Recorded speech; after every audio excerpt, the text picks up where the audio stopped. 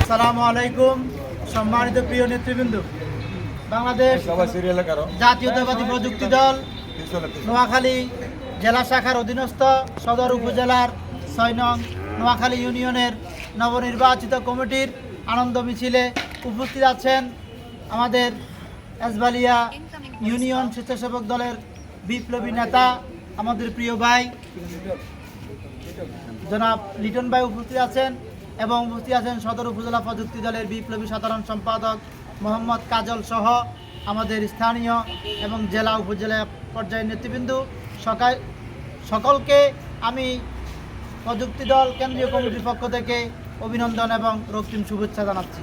প্রিয় নেতৃবৃন্দ, আমরা আজকের এই বাংলাদেশ এই পর্যায়ে আসাতে ২৪-এর গণ অভ্যুত্থান বলেন, যে কোনো আন্দোলন সংগ্রাম বলেন, তৎকালীন আমাদের মিডিয়াগুলো একচাটিয়া, তারা মাফিয়া সন্ত্রাসের শেখ হাসিনার পা চাটা গোলাম ছিল।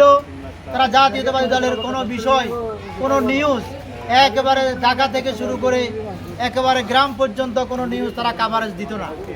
এই বিষয়টাকে মাথায় রেখে এবং এই মিডিয়ার প্রয়োজনীয়তা বোধ করে বাংলাদেশ জাতীয়তাবাদী প্রযুক্তি দল সংগঠিত হয়েছিল, স্থাপিত হয়েছিল, প্রতিষ্ঠা লাভ করেছিল।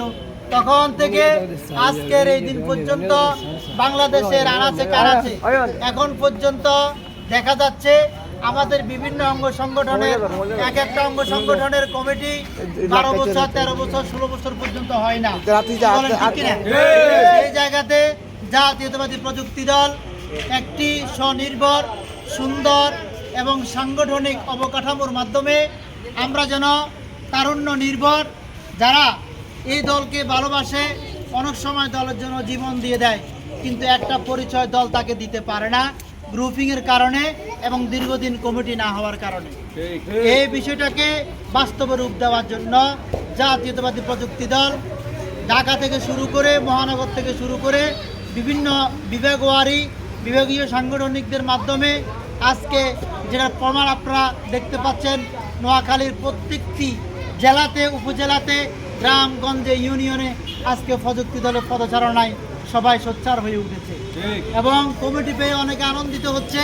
আমরা বারবার বলছি, আমরা এমন লোকজনদেরকে কমিটিতে দিতে চাই যারা অন্যান্য সংগঠনে পদবঞ্চিত, যারা অনেকের ছাত্রত্ব নাই, এজন্য সে ছাত্র দলে যাইতে পারে না, অনেকের বর্তমানে মামা খালু নাই, টাকা পয়সা নাই, যার কারণে পোস্ট পদবি পায় না।